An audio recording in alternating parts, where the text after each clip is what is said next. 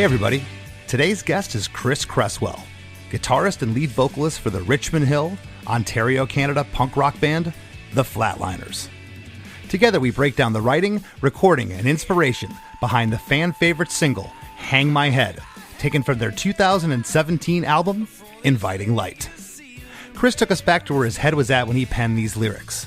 Self-admittedly, he's generally a positive person all around, but he found himself in a dark place emotionally around the writing of this song, doing a lot of self-reflection, both within himself as well as lifelong friends and acquaintances. He credits both producers Peter Van Helvert and Derek Hoffman with honing in on the instrumentation in particular, making sure the guitar chords were voicing themselves in a way that best suited the song, and trying to capture the right vibe, choosing to work in two separate studios to achieve this. The song sounds phenomenal. I love the separation between the instruments, and Chris's voice has never sounded better. Oh, and at the top of the show, we reminisce about Hot Water Music, a band I've known for years and had the chance to be a member of for one show, who Chris now plays guitar for, as well as pulling double duty in the Flatliners. Pretty cool. For all this and a whole lot more, stick around. Hey, have you heard? Chris DeMakes a podcast. Hey, have you heard? Chris DeMakes a podcast. Hey, have you heard? Chris DeMakes a podcast. Hey, have you heard? Chris DeMakes a podcast.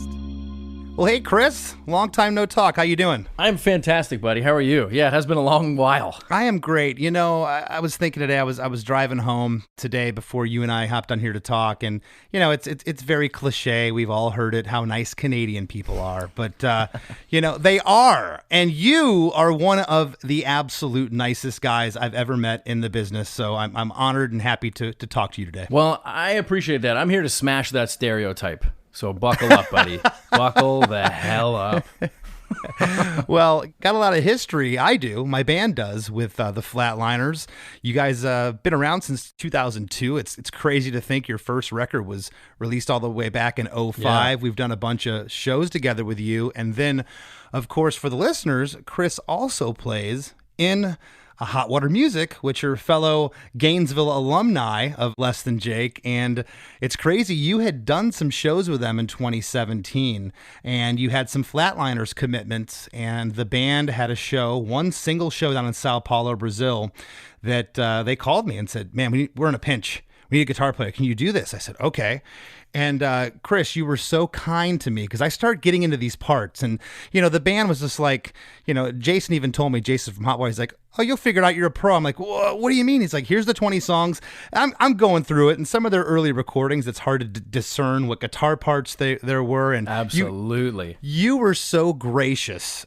You hopped on a Zoom with me and went through guitar parts a couple different nights, as a matter of fact. And I've always said that the guitar parts aren't technically difficult, but they're mentally difficult. Their guitar player, Chris Wallard, doesn't ever really play the same thing twice in a song, and you you had agreed that was the case. We got on the Zoom, we went through it, and again, I want to thank you for that. It was a lot of help, and you're the perfect fit for that band. I'm stoked for you. Oh, thanks, man. I appreciate it. Yeah, I remember those calls. It was because I hadn't even been, I don't think I'd played more than 4 shows with them or something at that point, but everyone was giving Wallard the space that, you know, he deserved and needed and everything, like, you know, which was the reason for my inclusion in the band and everything. So it was, I mean, you guys hung out, I feel like, that one time, didn't you? Like talking about the songs and everything? Did. Yeah, well, I got together with Chris we did like a cram session. I was in Gainesville, I think, doing something with Less Than Jake, and I got together with Chris and we went over, probably spent a couple hours, and then I left. I'm like, okay, I got this. And I got home, I'm like, I don't got this. And that's when I reached out to you. There's something interesting about all those songs and that band's catalog. It requires some mental gymnastics to not only learn the songs as a player, because I've been a longtime fan, you know, but like learn them as a player, it really requires a lot of attention to detail, because they weave in and out of each other, like Chris's part, Chuck's part, like on the guitar, and like you said, those early records, it's really hard to figure out who's playing what. I feel like it's a true story that one of the records, it might have been Fuel for the Hate Game, they literally just set up one amp with one, they dialed in settings for one amp, and like Chris finished his parts, and then Chuck like just plugged into the same amp with the same settings. Like, oh, I'll do mine. So it's just the same tone. I'm sure, working on a shoestring budget, it's like, we got $1,000. Go. Hit exactly. Record.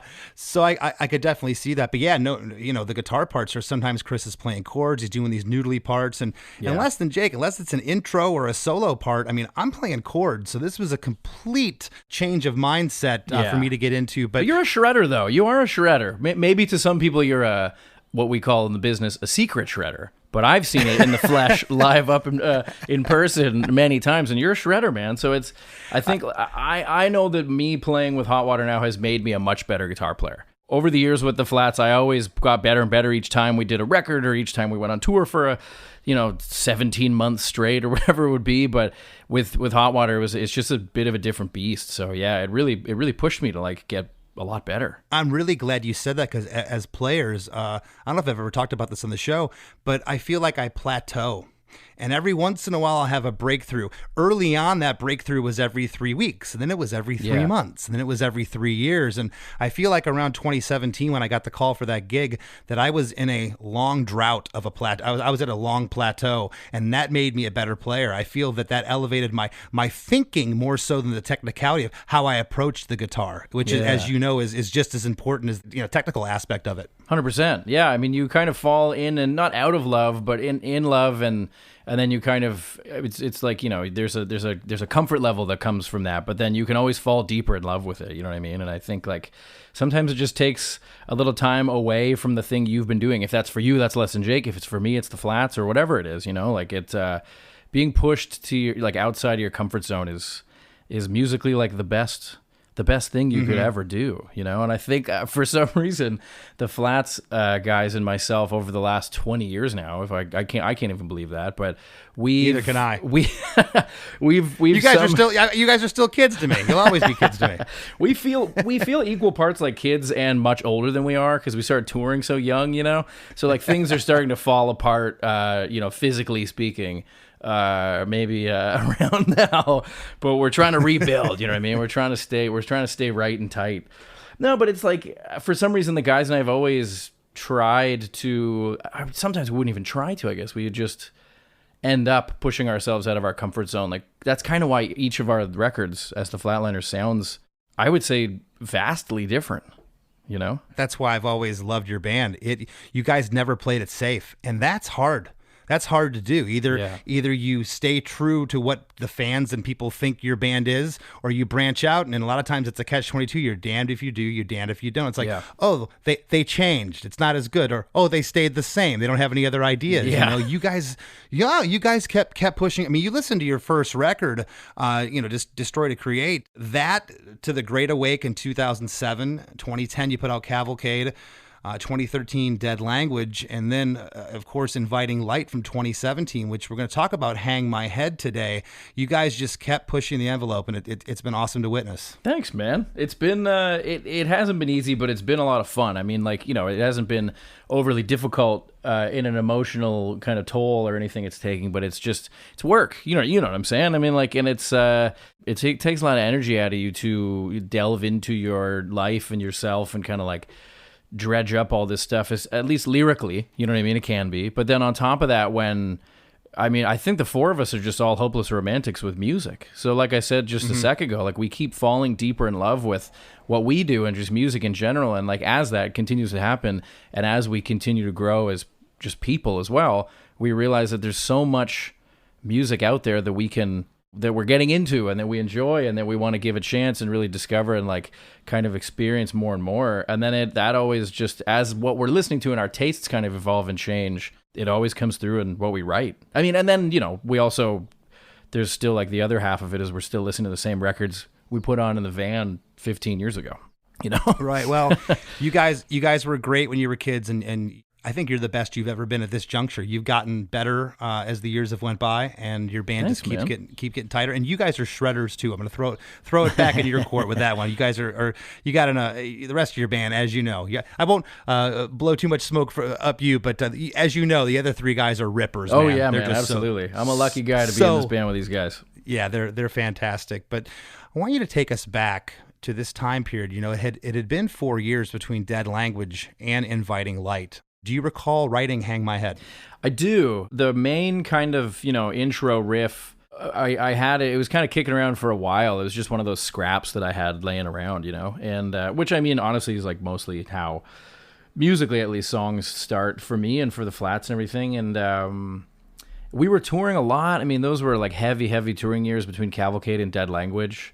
And I think at that point we were all nearing 30, like working on that record. And like, obviously in the grand scheme of things, that's very young still, but we started touring when we were 17. So we had basically spent 10 years on the road, pretty heavily. I mean, like you and I had spent a lot of time of those 10 years on the road together, and it's great. And it's fun and it's exciting. And we got to see the world and make amazing friends and, like all these amazing things, but it was a lot of time. And I think just those milestones of age in your life kind of put things in perspective. And simultaneously, as I was just mentioning before, like some of my musical tastes were changing, and I was thinking more about how to approach new music more than I ever had before. Not necessarily like the kind of songs I wanted to write, but just kind of how I wanted the guitars to sound, how, we could have, like Paul, for instance, is an incredible drummer. Oh, yeah. But like maybe on like, maybe for this new riff idea I have, like it's not this crazy kind of like really bombastic, like super busy drum beat. Maybe it's something really simple to show how really solid of a drummer he is, as well as technically proficient, things like that. I just started like getting more and more into the kind of like the weeds of music. And it was exciting. But how the record turned out kind of surprised us as well. Like we didn't really realize how different maybe stylistically Inviting Light was shaping up to be while we were making it, because we were so close to it. We were the ones responsible for it, right? So I know I've told this story before, but like there was a show we played kind of in the middle of recording, because for a few records we would kind of record a bunch of songs and then sit on it for 8 months, 10 months, maybe a year, and then like tour, and then like come back a year or whatever later and be like, well, do we like that song? Do we actually like this song over here? What are we going to do with that one? We gave it the kind of time and space that we thought it needed, and then we'd record some more ideas. So we did that with Cavalcade, we did that with Dead Language, we did that with Inviting Light. And anyway, so in that kind of in-between period of Inviting Light sessions, we had a show. And I can't remember what song it was, but it was a song from Dead Language that we went back to like learn to play at this show. And it was then that we realized like, oh shit, like this new record's pretty different, because listen to, like, I'm trying to sound like Matt from the Bronx on this song here. And then all the new songs, I was trying to show people I can sing too. I can just like deliver it in a clean way and all this stuff. So there was just a lot, like that time was really exciting for us, because it really felt like a new chapter, and it really felt like we were like taking a chance on ourselves, all the while really not realizing how much of a chance we were actually taking.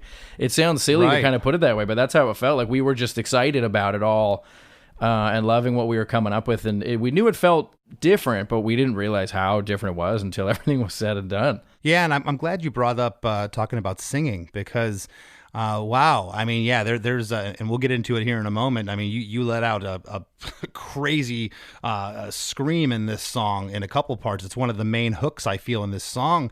But in between the scream, you're singing like this just very melodic, I mean, just very smooth voice. And I've always marveled at that. The guys that can do that, especially a lot of the screamo bands where they're going back and forth between singing. So I'm like, how do you not shred your voice? And, particularly you mentioned a moment ago, we're not getting any younger here. Has that ever come into play? And I'm like, well, maybe I don't want to scream that high or do that in a song, because I'm going to have to replicate that live in 10 years. 100%. I mean, that was honestly like a lot of Dead Language. The lyrics and the melodies I wrote for Dead Language, the record that precedes Inviting Light, I wrote when I had 3 roommates in a small Toronto apartment, and the band didn't have a PA system at our jam space. So I was writing this stuff like in my bedroom. I was working at a bar. Yeah. A part of the writing for that, I was working at a bar. Anyways, I was on a different schedule than my roommates a lot of the time, and my brain from touring and working in a bar for a long time like operates best between 10 p.m. and 2 a.m. It's like my witching hour. Those are like, that's when I feel the most like myself, and when like all my dots are kind of connected, And so I was working on all this stuff for Dead Language at a time where I couldn't really like test it out. So I just committed to the key. We just, as a band, committed to the keys of these songs. And then I just committed to, these melodies. And then when I got in the booth to record them, I was hit with the terrifying reality that most of that record, and I was younger then, obviously, like, was out of my range. Yeah. So for a few months, the opening track on Dead Language, Resuscitation of the Year, we wanted to open the set with that song. Tell me how you just pretending to care. I bet your fingertips have never felt so bad. Answer the question of how we've been fighting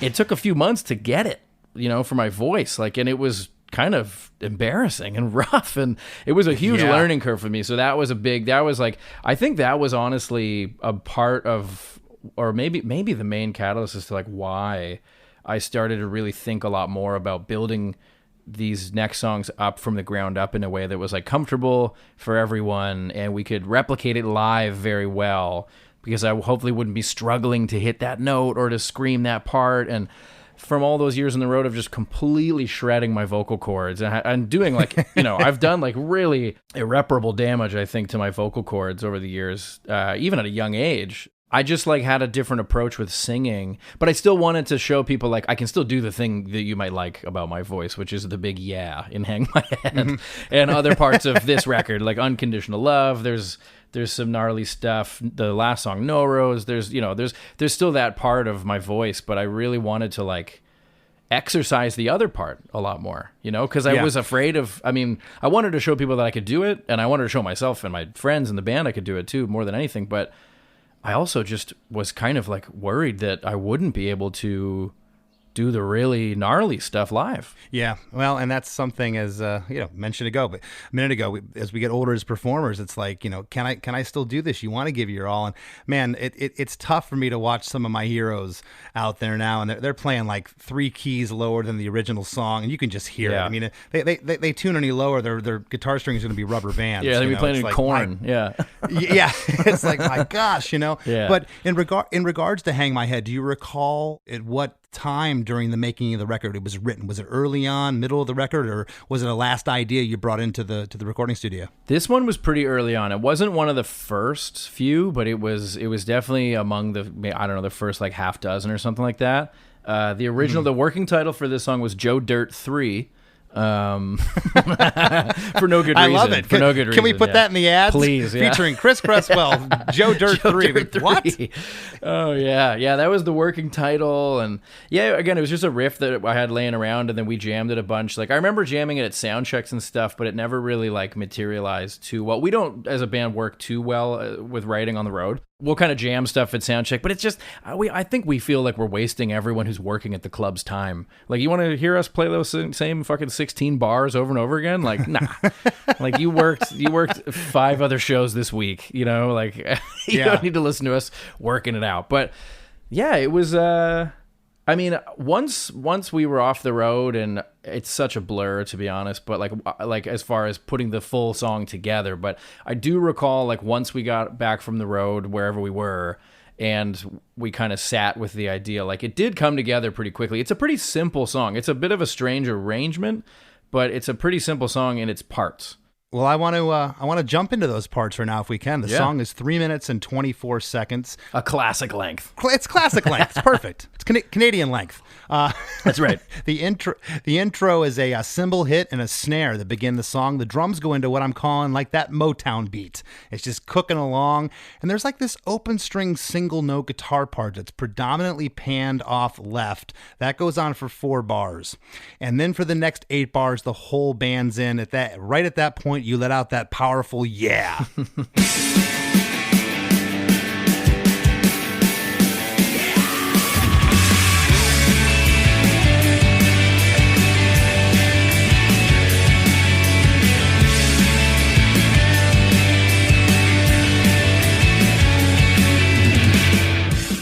That scream, dude. I've always said the guys that can do that, I have scream envy. I might be able to get one out and then I'd be done the rest of the show. But it's just, that's a hook. That yeah in this song. I don't know if you ever really thought about it like that, especially at the end when it comes back. It's For just, sure. man, it is so good.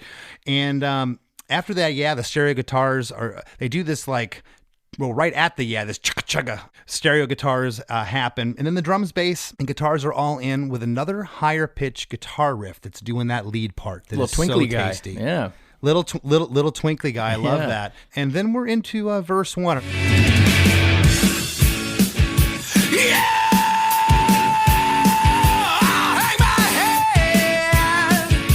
For this legacy of embarrassment. Yeah,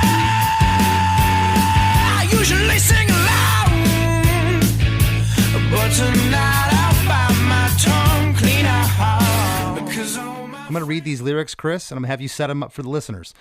Yeah. And that yeah is that scream. That's right. Yeah. It's funny that's written here, and it's funny that I'm speaking to you. Yeah, because it's way more than a yeah. Okay, this thing it's got some weight to it. Yeah, I'll hang my head for this legacy of embarrassment. Another yeah scream. I usually sing along, but tonight I'll bite my tongue clean off. Where's your head at here? I think this was the beginning of me. How do I put this in not a super dark way? The funny thing is like I'm a pretty like even keel person, but then when I sit down to write lyrics, it's never or not usually easy for me to write lyrics about the things I think rock. You know, usually You're writing about something that's wrong. Exactly. Yeah. So I know that at this point in my life, like I said, like we were touring a lot and we were kind of hitting an age where like, all right, well, we've been doing this for like heavy for a decade, and that was just putting some things in perspective. And you know that living this way is strange. And I think that I was just in a place where I felt, and I honestly don't think that a lot of people in my life were actually responsible for making me feel this way. I think I was responsible for making me feel this way. But I don't know. I just felt like I was... I had a big like self-imposed guilt trip, I guess I should put it that way, about being away all the time and never seeing people that I love in my family or whatever, you know, aside from the people who I love and I consider family out on the road and everything like that. But home life was just in a different place. Nowhere devastating. It was just... we were so back and forth, and it was just frustrating, and I just had like a chip on my shoulder, and I just was like human sandpaper, you know what I mean? I just like couldn't fucking figure it out. I couldn't feel comfortable anywhere. Correct me if I'm wrong, but I know exactly where you're coming from, and it's hard to tell people that aren't on the road as much as, you know, we are, or people that do this for a career. You know, a lot of times, oh, you're just a rock star and you're complaining, but you know, we've missed weddings, we've missed funerals, we've missed births, we've missed birthdays, we've missed graduations, celebrations, milestones, those things that you can't get back. When you talk about guilt trip, it starts to weigh on you. I think anybody that's been on the road for any amount of time that we have can relate to those feelings. 100%, man. I think that like this was the beginning of me seeing like, okay, like we've been doing this for a certain chunk of time. Not like shit or get off the pot kind of vibe, but at the same time kind of thinking like, is this how life will always be? You know? And that it was in those moments of writing these lyrics, it was at least the, you know, like kind of the launching point for writing these lyrics. It was a little scary, you know, like it was just like I had there's not much of a security blanket with what we do. I mean, look at the last few years, like everything's gone all of a sudden. Right. And you got to hustle to kind of, you know, make a living, like when you can't get out there on the road. Some of it's kind of Stockholm syndrome-ish, I feel like, you know, not every single element of going on the road for a long time is great. You know, there are challenges and everything. So that was kind of where where things started with those lyrics. And then from there, well, we'll get into it. I'm sure we'll get into it. If you're going through if you're going through the whole song, we're going to get into it. Oh, we're going to comb through this whole bad boy. Yeah. Absolutely. I got to say something about the intro, Chris, that I didn't mention. I noticed in the video you're wearing a Sam I Am shirt, and this part, just as soon as it came on, it is just. I remember hearing the song for the first time. I'm like, that's so Sam I Am, that guitar riff, cool. that guitar lead, and it's just so good because they're one of my favorite bands of all time, and it's a shame that more people never learned about that band because they're so good, and that reminded me of that. But in verse 1 here, when we drop out of that intro, the whole feel changes here. The drum groove is great that Paul's laying down. The guitar is predominantly panned right. You know, when I got the headphone on, I'm just listening to the left one, plugging my right ear. I can faintly hear it, but it's mostly panned off right. On Embarrassment in the second line, the bass comes in there, and it's killer. Oh, yeah. It's so, that groove. Thick groove. Yeah, no, the groove that John is laying down is so good.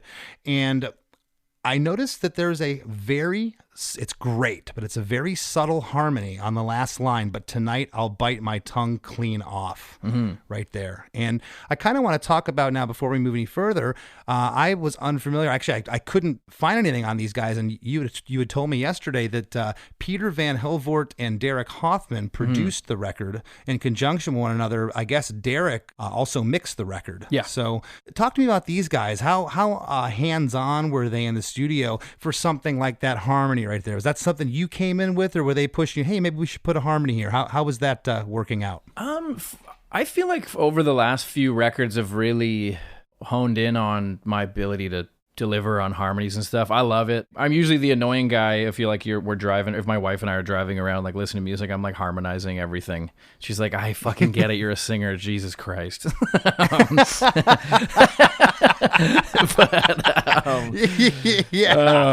I love harmony, and I love writing. I love kind of throwing as much as we can at something and then stripping back the layers and seeing what we really need. You know, I think like for our earlier records, especially Cavalcade, maybe Cavalcade and Dead Language, working with Steve Risen, who made all our records up until Inviting Light, we did a lot of harmonies. Him and I loved harmonies. We would do thirds, we do low octaves, high octaves. We try to just like, you know, kind of just throw everything at it.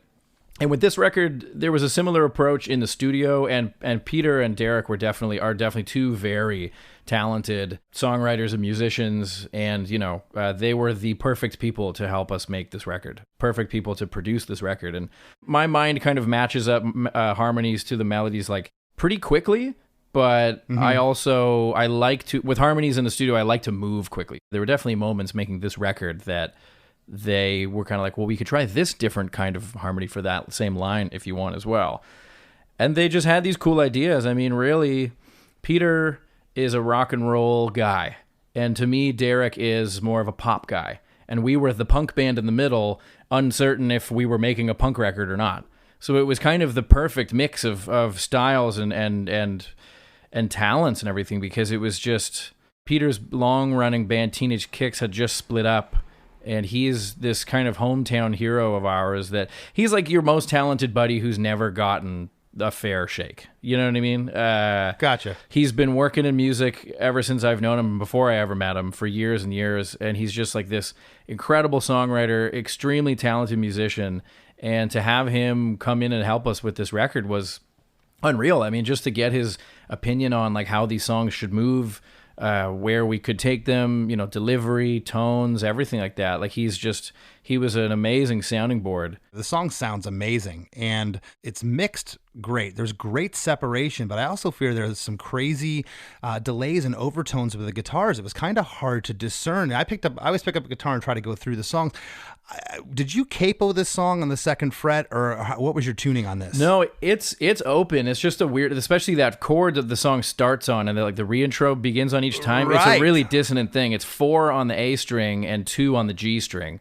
So it's like it's like an inverted octave shape almost, you know. I was capoing second fret and getting it and playing it, I guess, I was playing it my own way, and what an interesting, it's haunting. It's a haunting, really a great part. Thanks, man. Scott and I went full tilt, like guitar nerd world with this record, which was really fun. And we learned a lot of great lessons from it.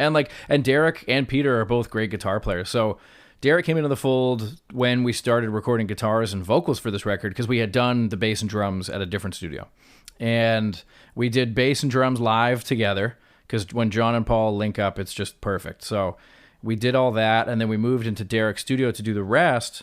And at this point, it was only supposed to be Peter producing the record. But after the first day in Derek's studio, Fox Sounds, Peter called Scott and I after the session, was like, hey, I think it would be smart of us to include Derek as a producer in this record, because like the first day he just had these great ideas for, tones and all this stuff. Like this record was, we were a little less prepared going into record Inviting Light than we had been for the other records because it all kind of felt a little new, you know what I mean? So there was a bit of an element, like arrangement wise, we knew what we wanted to do, but even like some guitar parts and stuff, Scott and I were still like, maybe we'll leave that to the studio and kind of figure it out. We almost never work that way. We almost always go in like everything's ready to rock, 90% prepared, 10% magic, But this one was a little more like 70-30. So it was cool to see like the first day unwind and unravel the way it did. And Derek had some really cool ideas for like guitar stuff, like a part we were working on and everything. And he he was like, I remember it was Scott's part we were laying down for a song that didn't make the record called Moves Too Quickly. But we were writing this kind of bridge part and Derek was like, can I see your guitar for a second? To Scott. Scott hands the guitar over and Derek said like, you can kind of shape it this way, and does his thing on the guitar. And it was just one of those little things in the studio. It was a very simple change, but it just opened the whole part up. And it's that thing where you've been looking at it the whole time, but you can't see it, Yeah. And it was great. And I think Peter's interest in like involving Derek in the production role was that he didn't want to keep maybe having those things happen.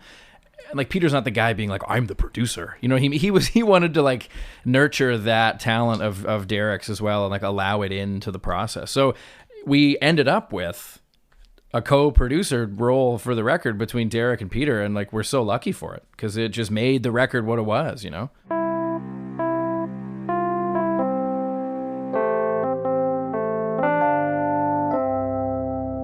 Hey, don't go anywhere.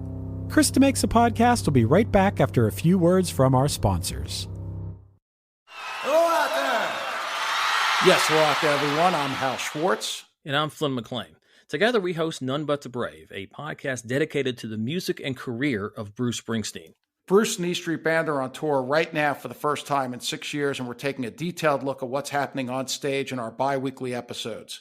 We've also been recently joined by some very exciting guests, including rock journalist Warren Zanes and Stephen Hayden, Backstreet's Magazine founder Charles Cross, and Barstool's Kirk Minahan.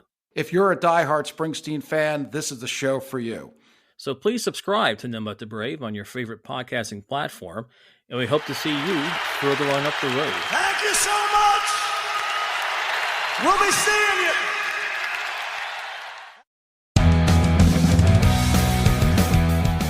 Hello, everyone. Chris Fafalius here. I know you've heard us talk about the Chris DeMakes a Podcast supporting cast many times here on the show, but you know what? I'm going to talk about it again. If you go to chrisdemakes.com and sign up for our supporting cast, you'll help us continue to make this show, which I'm assuming you love. Not only that, but you'll get access to our weekly episode of the After Party podcast, which I promise is a lot of fun. In fact, you'll get the entire huge back catalog of episodes, including this one I'm about to play a clip from. This one had originally aired right after our episode with Dee Snider, so we did a time capsule episode that explored everything that was going on in the world in September of 1984 when Twisted Sister's We're Not Gonna Take It was released. I also noticed, Chris, that 1984 is when Wendy's introduced their big catchphrase. Where's the beef with Clara Peller? You got it. Old Clara Peller. That was, I'll tell you, I want to say that commercial, it may have debuted on like the Super Bowl that year or something. I'm telling you, it was as if you went to bed one night and that wasn't around, and you woke up and went to school the next day, and everyone from down this corridor of a hallway, where's the beef? Where's the beef? It was huge. Wow, people in 1984 were so stupid. Yes, we were. Yo, Chris, where's the beef, bro? Yeah. Where's the beef? Where's the beef? What does that even mean? It means that the other burger franchises, the McDonald's and the Burger Kings, they skimped on the beef, and Wendy's didn't cut corners. Remember, they had the square patties. That was their slogan for a while too. We don't cut corners. So they were giving you more meat for your money. I get it now. Yeah. If you want to hear the rest of that episode, plus a ton of other episodes for less than the cost of a meal at Wendy's, head over to chrisdemakes.com and sign up for our supporting cast. We don't cut corners on the After Party podcast, and even if you're like me and don't eat meat, you'll still enjoy our beefy bonus episodes. That's chrisdemakes.com. Go check it out.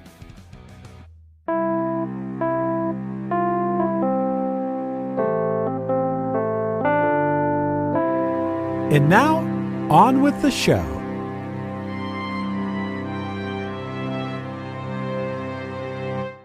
And speaking of that guitar part I was talking to you about a moment ago, I almost hit you up last night. I'm like, I can't hit this guy up again. I hit him up for 20 hot water music songs. I'm not going to bother him about his own band.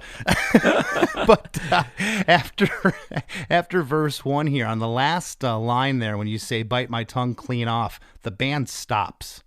And off, that when you're singing that word, that trails into the chorus. My tongue clean out, because all my friends are nervous wrecks. Don't have the time to take a breath. Yeah, all my friends are nervous wrecks. Preoccupied with looming death certificates. Whatever is trending next. Because all my friends are nervous wrecks. Don't have the time to take a breath. Yeah, all my friends are nervous wrecks. Preoccupied with looming death certificates of whatever is trending next. I should sing it like that. Don't know if it would have as much impact, but okay. What's going on here, man? So the chorus kind of serves more as like the feeling that you're kind of getting to a point in your life where you really got to make some shit happen. Like you're a full-fledged adult now, and you gotta, I mean, you know, living in like a big city and playing in a band and working in a bar and everything. Like I have a bit of a Peter Pan thing going on, but like there is this constant reminder of like, this might not last forever. And I think just certain encounters with friends around that period of time, you know, it was not like people were necessarily showing cracks, but it just kind of felt like a lot of friends like our age, you know, their daily lives were getting a little more complicated or stressful or just have more responsibility. You know what I mean? Like our friends are having kids, people are getting married, like life goes on and everyone grows up. And it was just my Peter Pan world was butting up against the real world. And yeah, those lyrics came out of that feeling, I guess. This chorus is really different for what's going on here. You get a harmony on Time to Take a Breath. You get a definite harmony on Looming Death Certificates. And there's also a harmony on Of Whatever is Trending Next on all those lyrics. But it was hard again to discern. There's a really cool vocal delay, vocal treatment going on with your voice here too. So I'm also hearing on the first line and the third line, did you double your vocals? Is that what I'm hearing there? I doubled most of the chorus vocals for these songs, for this record. Okay. Yeah, that's kind of usually my MO in the studio is to kind of, you know, like beef up the chorus a little bit. And then we'll just kind of sprinkle in a little harmony on top. Gotcha. Yeah. Okay. Well, that was definitely what I was hearing there. On Nervous, the first lyric on Nervous Wrecks, a single hi-hat hit happens and 3 floor tom and snare hits. And then the drums are back in on the second line. And they're playing what I'm calling that Motown beat from the intro. And after breath, when you say breath in the second line, it stops. The whole band stops and you can hear the guitar. It almost sounds like a tremolo that's happening there. Is that what that is? Man, we were thick into like the delay, and we had the Holy Grail going and some tremolo. We had a lot of stuff. The floor of the studio at Fox Sounds looked like a fucking anxiety attack. It was insane. Like just cables and everything was just, we weren't writing anything down. You know what I mean? We were just, oh my God, it was madness. Yeah. It was an episode of Hoarders at a studio, recording studio. Yeah, the Welcome to My Brain. Yeah. Okay, so that's what I'm hearing there, that trem, and it's so cool how everything, and rarely do you get a chorus where everything completely stops. That's an oddity in a chorus. It doesn't happen, and it's a really neat part, and I loved hearing that trem there. Well, after we get out of chorus 1, we go immediately into an 8-bar re-intro with that great guitar lick from the top, and you got that nasty chord again. Oh, that nasty chord that I'm using erroneously using a capo on the second fret to, but I somehow made it work, darn it. Got it. But yeah, I love when it comes back in. It's just, that part feels so good. We get into verse 2.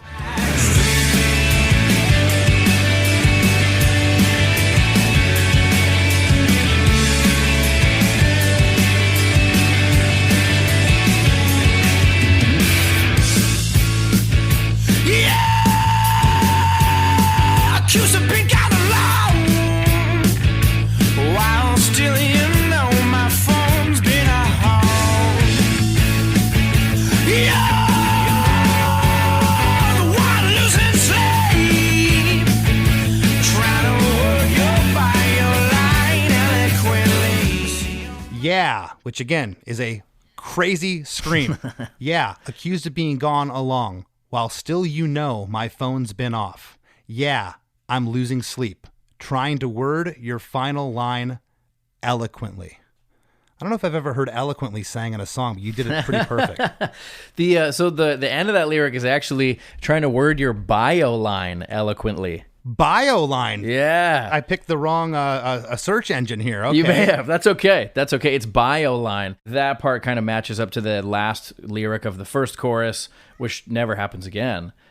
Just kind of that feeling of everyone's lives changing and your responsibility ramping up and just, being kind of maybe backed into a corner just from the world. But you still waste so much goddamn time, on the internet and social media and all these ways to just like blow off this steam. But that becomes the place that everyone is a different version of themselves. That becomes a place where everyone gets to make up their own version of their own life to put out there into the world. The insincerity of it all is kind of where the second verse ends. Where it begins is really that kind of more of what I was saying earlier, like the no one really making me feel this way, but myself making me feel this way of like, people would say like, oh, you never call me anymore. And be like, yeah, I'm on the road. Like, you know what I do? I mean, it sucks. I know I'm away a lot, but like my phone is on as well. You can call me. Uh-huh. That kind of thing, Yeah. And I get it. It's just, it's, I think again, like this point in my life, these moments I'm writing these lyrics, like I said, I was just sandpaper. You know what I mean? I don't know why. There was some friction. Sounds to me like there was a lot of reflection with others, with your friends and life, and certainly reflection with yourself going on here. Yeah, absolutely. It usually is when I sit down to write lyrics, at least in the past that's happened a lot. And yeah, I think that first line of the second verse just is born out of those times where people are like, oh man, like I haven't heard from you in so long, like you never hit me up anymore. I'm like, well, this is a fucking two-way street, buddy. Yeah, you know what I mean? Like, let's meet in the middle here.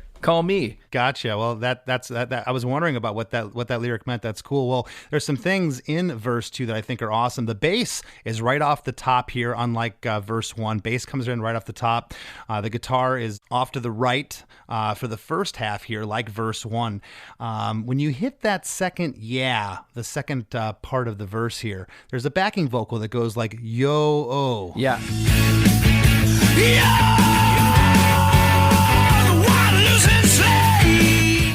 It's very, very subtle and kind of buried, but it's so good.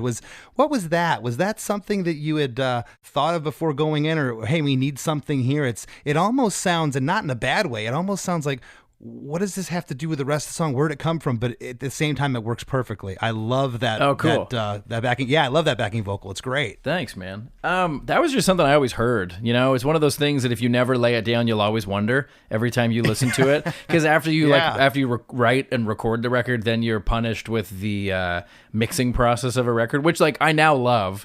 But I used to hate because it just like it would ruin the record for me for so long.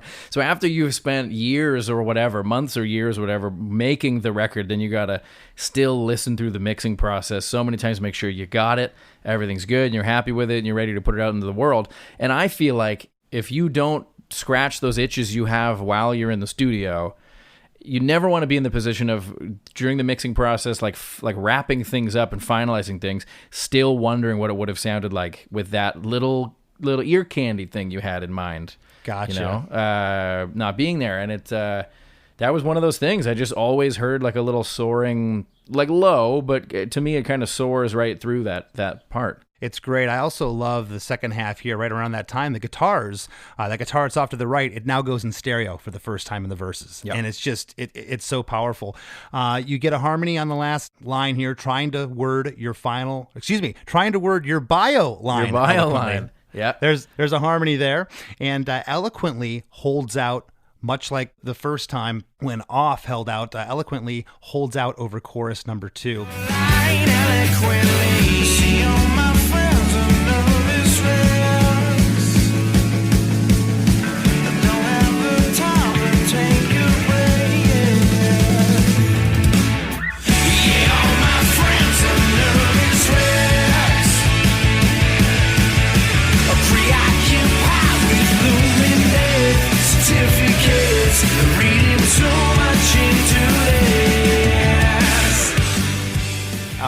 lyrics here in chorus 2 are the same, except it starts off with C instead of cuz. You say, cuz all my friends are nervous wrecks in chorus 1. This is C, all my friends are nervous wrecks. You're kind of owning it and acknowledging it, not wondering about it seems there. And then the last line, instead of whatever is trending next, the lyric here is, and reading too much into this. You get harmonies, again, on looming death certificates and the last line that I had just read.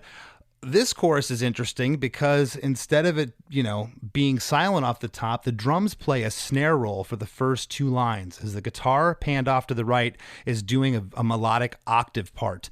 The guitar off to the left is playing 8th note palm mutes, and the stop after breath, you hear that tremolo guitar again. It happens there. So again, you're getting a second chorus with that stop, which is kind of odd for a chorus, but it's really cool here. Talk about this chorus in terms of saying C instead of cuz, and why'd you change that last line, and why was the rest of it the same? I think through the second, once the second verse was written, like you said, it definitely cemented my belief of my friends are all nervous wrecks. Look what's going on around us. This guy's saying I never call him and he never calls me.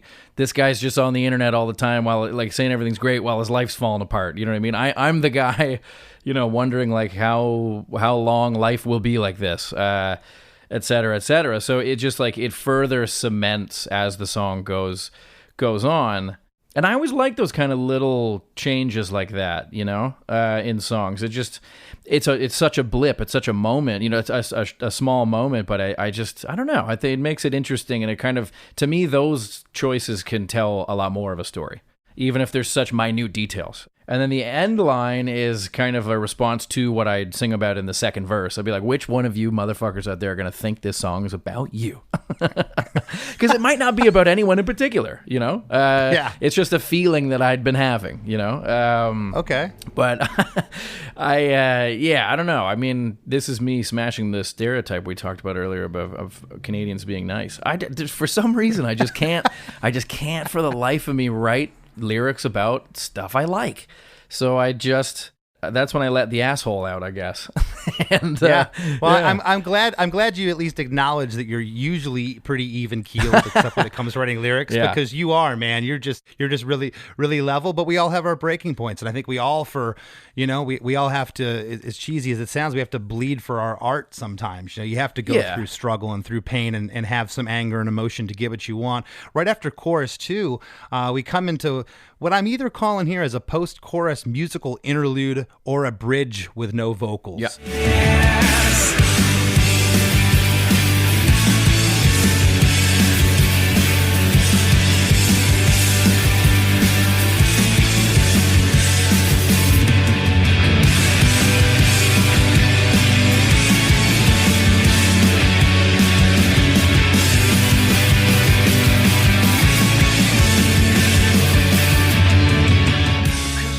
Certainly, this thing is 16 bars. Certainly, the second half of it could have had lyrics, could have had words, but I think leaving the singing off, it gives the back end of this song so much more power. I love that the first 8 bars, it's just going along, got stereo guitars, and then from bars 9 to 16, those guitars are joined by an octave guitar. Was there ever talk, or did you ever have any lyrics there on the second half or anywhere during this bridge? Not exactly. The interesting thing about this song, and I think part of the reason why we left the bridge open was that, so the chorus, as it is now and as it's known, was, in my mind, the pre-chorus. And then the chorus was going to be the instrumental reintro, as we hear it now. And when we showed the song to Pete, I kind of wrote what I thought the pre-chorus lyrics would be later on. I had the melody, but I wrote the lyrics a little later on, and it was probably what? Yeah, the verses were written before what now has become the chorus lyrics. So it was probably a week or two before we recorded the record. I showed Pete the idea, and I was like, this is what I got for the pre-chorus. I'm still kind of working on fine-tuning the part for the chorus after that, but this is what I got for now. And he was like, that's the chorus. That's a pre-chorus? And you don't have a chorus yet? Well, then you have a chorus.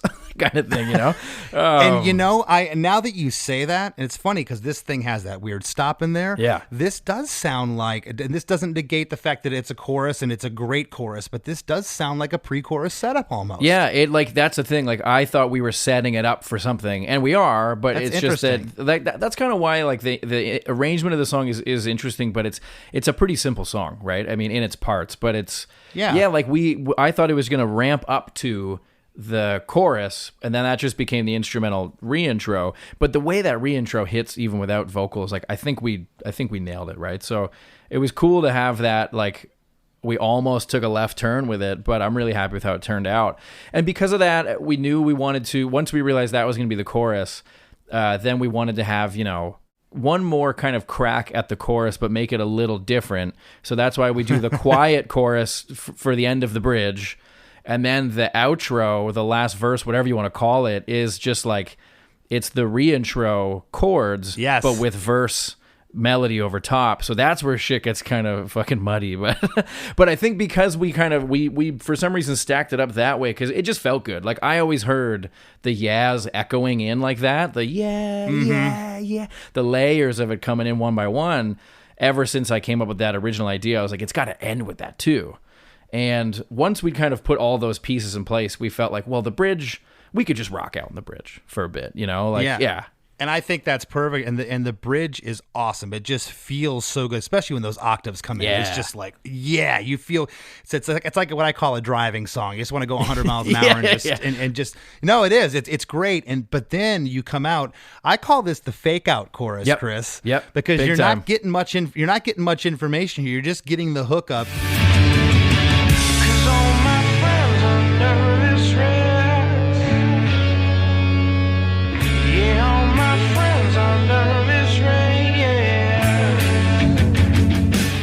Because all my friends are nervous wrecks. Yeah, all my friends are nervous wrecks. And this thing here, there's great interplay between two guitars. One is doing octaves there. And that octave, just little moving around, and what it's doing there with the vocal is just, it's really neat. But yeah, I'm calling this the fake out chorus. At the very end on yeah, all, and then on friends, you get these little just taps on the ride cymbal that are happening.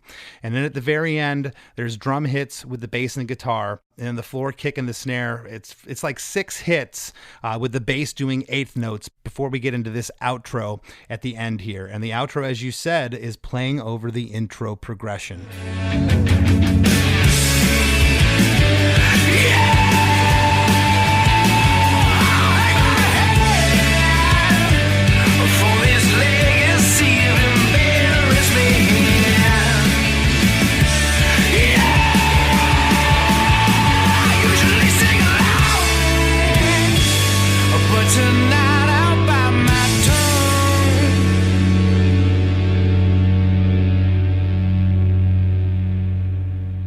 When that hits and you hear that, and now it's funny, when I go back to the intro of the song, the yeah is there, but you can sing this outro over the intro, and it's just, it's really cool how you guys came back to that. But the lyric here is the same at the top. Yeah, I'll hang my head for this legacy of embarrassment.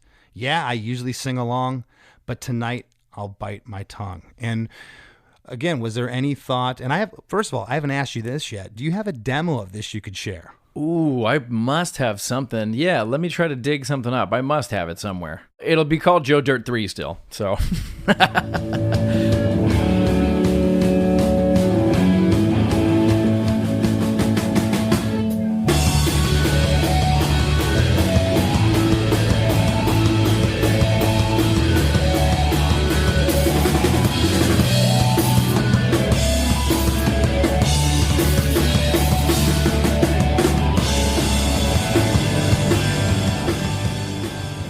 Getting here at the end, there's not too much looking at this, just on paper here. There's not a ton of information. I feel like this outro, and I almost feel like in a weird way, the verses, I feel like this song's almost flip-flop to me, where those are the choruses in this song. It becomes the chorus. Because of the vocal delivery and the that's cool. Just because the power and the weight of all that. Was there thought of changing this lyric at the end, or did you want it to be the same as at the top? I wanted it to be the same as the top, just like, I wanted to, obviously it ends, the phrasing of the outro ends earlier than the verse phrasing does. So it would be a little different. Yeah. And like I said, I like those little different changes and stuff like that in writing lyrics and stuff. So, I mean, at this point, it's just the punctuation of the thought of just kind of like, you know what? Maybe I'm just the only one that feels this way. That's kind of like, I'll just bite my tongue. Maybe I'll just keep this to myself is the idea. But the irony is, obviously, I wrote a song about it and sing it every show now. So, gotcha. And I listened to this a bunch, and it sounds like the back half of this that the chord progression changes. It does. We go to D here. The third time That's of right. 4 through. Yeah, we go to D. There you go. Yeah, right after embarrassment, before the third line, it changes there, and then it needed a little lift. We tried it without, and it just like. It wasn't boring because it's still such a quick part, but it needed a tiny little bit of a lift to kind of, even if it's just lizard brain stuff, to kind of like give you the sense of like, oh, it's the chorus chord again, because the chorus was starting on a D, and it just helped. It just helped kind of complete the circle a little bit. No, that's great that you put that. I love that change. It's awesome. At the very last two lines here, the drums go double time again on the second that you let out, and on along. I always write this to me when guitars and the drums hit the bass and like the bass drum and the cymbals. I call them DUN, done. Done. Yeah, done. yeah. So I like on that. along you get done, done, done. And then on the last two words, my tongue, the band ends on those accents. And then you get that suspense, that weird chord that just kind of ends the song with some feedback. And it's perfect. But before we break here, this show, when we're researching for songs of what to do, Chris and I will typically look at like YouTube, Spotify, Apple playlists and figure out. And this song's like arguably like one of your most popular Flatliner songs. Yeah. Which, that is awesome this far in your career that a new song has that impact on fans. I agree, man. It was beautiful. Yeah. Right. You guys have some really, really killer songs, but, I can see why this is a fan favorite. This song to me is just, as you said, it's simple, but it's within the execution. It's what Derek and Peter brought to the table, everything you were talking about. It's a great punk rock song. I love it. Thanks, dude. It was the first song we put out for this record, and I think I know that when Inviting Light came out, it confused some fans because of the stylistic shift and all these things. But now, it being 5 years later, which is kind of crazy, a lot of folks have come around to, I guess, understand the record more. And I think that this song, I mean, honestly, like hearing the final version of this song was, I remember, like one of the most fulfilling like musical moments like in my life to that point. Like hearing the final outro with all the layered yas coming in over top of each other, all that stuff. Those ideas that you have in your head for months and months, if not longer. And just to finally hear it, and you don't have to be the one making the noise to hear it. It's really special, man. It's really magical. And like making this record was it was really fun. It really felt like we were kind of rediscovering how to invent our own wheel. And it was we had a great team on it. And it was, when it came out, like I said, it confused some people, but I think like now a lot of those people have kind of figured out how it makes them feel. And it's really beautiful because, I mean, as far as records go, like I like a grower and not a shower. I really do. That's a great point. That's something I don't think I've ever addressed on the show, is what you just said. Some of my favorite records were, I would get it, I didn't get it. I'd listen to it again, I didn't get it. I'd listen to it 10 times, I didn't get it. And all of a sudden, one day I put it in and it's like, it just clicks. Yeah. That's some of the coolest music that way that music hits me when that happens to it. But before we head off here, what do you got coming up? What do you want to leave the listeners with? What's up with the Flatliners? What's up with Hot Water Music? Where are you going? I know you said you're moving, so you're a busy guy. We're moving soon. Oh, there's a lot going on. So the Flatliners got a new record coming out. Nice. We recorded it late last year in total secret. and we got a new song out. By the time this comes out, we might have a few songs out, but we got a new record coming out in August called New Ruin, and we got Hot Water Music's newest record, Feel the Void, is out, came out in March. I've been so fortunate to be a part of that whole process, and it was just so surreal and fucking beautiful, and yeah, I feel very fortunate to be invited into the big, official Gator Guys party. I like to call them the Gator Guys. And yeah, we've been touring a lot, and now, I'm going to be doing both bands kind of on the road all year. So this summer is going to be a wild one, but I'm looking forward to it. I mean, after a couple years of not being able to do it, and then the last few months of being really busy only with Hot Water as we're kind of waiting for the Flat stuff to ramp up again, it's been a really great way to kind of get back to feeling like myself, and once both are going, full steam ahead, it's going to be a wild ride, but I'm looking forward to it, man. That's kind of, yeah. You're going to miss way more weddings and birthdays. Fuck, I know. Yeah. I got to just all my friends got to stop having kids, stop getting married. I know. You know what? It's so ironic too. Like the 2 years I was home were the years that we weren't really allowed to see anyone. Yeah. Holy shit, man. Exactly. Well, listen, man, I really appreciate you taking the time to sit in today. It's been awesome. Thank you for having me, buddy. It's great to chat with you.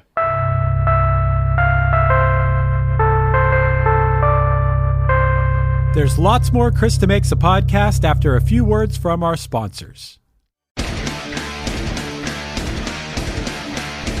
Hey there, I am Johnny Christ from Avenged Sevenfold, and I've got a podcast called Drinks with Johnny you're going to want to check out. I sit down with a bunch of different people from all different walks of life, from professional wrestlers to actors, comedians, fighters, musicians, everything in between. I'm just looking to make some friends and have a good time doing it. So if that sounds like something you're into, go check out Drinks with Johnny, streaming everywhere now. Find Yourself, the new single from Punchline, is out now. All lead or all follow, I just wanna get there. If anyone knows better, then please show us out of here. I'm not saying I know, but I see the next step. If that's all we can get, then it's better than zip. This is no joke, man, this is a fight. Trying to find yourself in the right place, the right time. Listen to Punchline's Find Yourself on Apple Music, Spotify, and everywhere you stream music. As we near the end of the show, here's a band you might not know. Welcome to this week's Band You Might Not Know. If you'd like your band to be considered for Chris DeMakes a podcast, all you have to do is email your best song via MP3 only and bio to bandyoumightnotknow@gmail.com. This week's featured artist is Runnin' to the Night, an indie garage band duo from Glasgow, Scotland, consisting of Christina Cassette on guitar and vocals and Andrew Riddell on the drums. Their music can be found on all the digital platforms. Here's a snippet of their song, Common Stream of Consciousness. Living in a fantasy, there's a special place for you and me. Nothing I wouldn't do to get to. Oh my baby, I love the way you haunt me. Oh my baby, I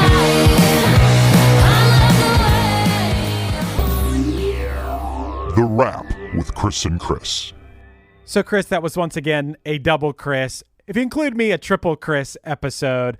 And once again, I found myself, as I do a lot of times, really relating to what the guest was saying, especially this week when Chris was talking about he can't write lyrics about things that he likes, about things that rock. He seems like a pretty optimistic guy. I feel like I'm in general a pretty optimistic guy, but I find myself in the same situation. If 90% of my life is going right, I'm going to write about that 10% that's going wrong. If 100% of my life is going right, I will channel into something that I see as a problem with like a friend or something and tap into that when it comes to writing. Just something about having to channel into a certain amount of misery or angst or something. That's where I feel like my best inspiration comes from. I really related to that when he talked about that. Yeah, I did too. You know, friction, turmoil, and strife that breeds creativity in a lot of people. You know, and we've often heard it said. I mean, I always harken back to the Dee Snider episode. He's like, you know, when they were making "Stay Hungry," the big record with We're Not Gonna Take It, it's like they were hungry. They didn't have a pot to piss in. They just were, working their tails off trying to make a living. And then after that, he's sitting poolside trying to write lyrics for the next record. He had nothing to write about. And that's kind of stuck with me, and I can relate to that. But yeah, Chris is one of those guys, self-admittedly, he's pretty even kiltered, but we as humans all have our moments. But I can't think of another guy that I've spent as much time on the road with as Chris, where, inevitably, people that are positive, you're going to see them on a day where, they I don't know, they had food poisoning or something. They pull up to the venue. They're not feeling good. They look miserable. He just has a mile-wide grin on at all times. So positive. How you doing, Chris? Good to see you. He's just one of those people. So to hear him show a little bit of vulnerability of like, yeah, I have to have some kind of turmoil in my life to write. That was cool to hear. Yeah, and he talks about living the strange life of being in a band. And man, isn't it a strange life? Don't you know better than anyone what a strange life it is to make being in a band your career? He talked a lot about the guilt trip of being away, and I get that part of it, but I also feel like there were times I was away where it wasn't so much guilt, it was almost like jealousy of like looking back at home and seeing like, I mean, you're out with your friends, but you'll see people doing certain things. I want to be at that party. I want to do that thing. And that can be relatable to anyone who travels, not just being in a band. But yeah, we know all about that, right? Absolutely. The grass is always greener. I remember the early days getting out there on the road, and I'd go home to visit my parents for the holidays or something, and, run into somebody at a party and just like, oh man, and they would just have a million questions, and they were so enamored by what I did. And, I would always go back to them, what have you been up to? I can't tell you how many times they would just be like, same old crap. No, for real. What have you been up to? I want to hear about your life. And they'd start, well, we went last week down to a golf tournament. Like, I wish I was at that golf tournament with you. That would have been fun. Right. Again, the grass is always greener, but some kind of normalcy is nice when you've been touring as much as we have. And I completely related when he said that. Yeah. One other thing that he said that I related to, Chris, and I'm sure you're going to be able to say the same thing, is he talked about, and I think it was in reference to one of the guys who they were working on this album with. He talked about the best guy at music who never got a fair shake. Someone from your city who is so out of this world talented, yet never got that chance to show it on a larger scale. I mean, I could think of 20 people off the top of my head. If I write a list, I could probably name 100 people like this. And I'm sure you could too. Yeah. Absolutely. I absolutely related to that. I know dozens of people that fit that exact definition of what he laid out. And to be fair, though, most of those people that I do know, I don't want to say they're not go-getters. That's the wrong word. But, you sometimes you have to be beyond tenacious. You have to be just cutthroat and almost a jerk at points. And I can say that because I've seen guys in bands and guys and gals that get out there that don't have a sliver of talent that this unknown person has that should be where they're at, but they are just cutthroat. They're go-getters. They're out there. They're working it like a job. And some of these people that aren't, I think that's the reason why. Not all of them. I don't want to say that's a general rule, but it's interesting that a lot of them just aren't cut out to be that person. Right. And Chris, even more than just being cutthroat, it's being ambitious and also being a good business person. It's like that kind of comes with the territory if you want to, quote unquote, make it in music. Yeah. And it's a lot of skills you have to have, and some people are just good at music, and that's it. They're not good at marketing, promotion, business. They're just talented. And factor in right place, right time, right timing. People. There's so many factors, but yeah, I thought that was interesting because I definitely have known so many people that should be more well known, but there's so many different processes and factors that go into it. Yeah, and when you see those kind of people, it reminds you to not take what, for me personally anyway, it reminds me to take the fact that people know and like my band on, all over the place to whatever fan base we have. It makes me feel really fortunate for that because there's people more talented than me who don't have that and should, it's just that, kind of put the legwork in. And one other thing I wanted to say about the band, the Flatliners, they've never made the same album twice. Yeah. And you want to play it safe a lot of times as a band. It's like, oh, our first record, let's make a carbon copy of it. It was successful, and let's do that again. And again, it's a catch-22. Oh, they made the same record again, or oh, they've changed. And these guys have evolved and he even admitted it. All the guys in his band, himself included, they're great musicians. They're very talented, and I'm stoked that they've pushed themselves. I'm looking forward to hearing their new record because I think they've gotten better with every album they've ever done. I mean, that's what I prefer, man. I want to hear bands progress. I don't want to hear the same album over and over again. I mean, if someone takes a swing and in my opinion it's a miss, I'll look forward to the next one. Take another swing. That could just be personal taste. Maybe some people out there want to hear the same thing over and over. I get that, I guess. But yeah, I prefer the Flatliners method. Yep, taking a swing. And I'll tell you, Chris, some of our listeners should take a swing and hopefully not miss out on our supporting cast over at ChrisDeMakes.com. You can join our supporting cast, our VIP program. Tell them what they get, Chris. Well, every week you get a bonus episode of our podcast called The After Party. I always say this, but it's only because people say it to me. A lot of people tell me they enjoy the After Party podcast as much as they enjoy the regular podcast. No offense to the regular podcast and the work that's put into it, Chris. But the After Party, it's a little bit looser. It's fun, but we put just as much love into it. Sometimes the episode has to do with this week's episode, something, kind of expanding upon this episode. Sometimes it has nothing to do with this episode. It's kind of whatever we want to do. But if you enjoy Chris and I and music, because that's what it's mostly about. If you enjoy music and Chris and I, you will enjoy it. And on top of that, you're supporting the podcast that you love. For the cost of buying Chris and I, just a few of those, those 99-cent Arizona iced teas that you buy? I do. I haven't had one of those in a while, but it'd be like if you bought Chris and I just like a couple of those because you enjoy the podcast every month. You're like, hey, I enjoy your podcast. Have 2 or 3 Arizona iced teas on me. And we'd be like, thank you. Here, in return, we're going to give you more podcasts and some other stuff. Sounds like a deal to me. Once again, head over to ChrisDeMakes.com and sign up. As Chris said, for a couple Arizona iced teas, you get some bonus episodes and you're helping support us. And if you haven't already, please join the Chris DeMakes a Podcast Facebook group and give me a follow on Instagram at @LessThanChrisD. I'd appreciate it. Want to thank this week's guest, Chris Cresswell, for hanging out with us, and we'll see you next week.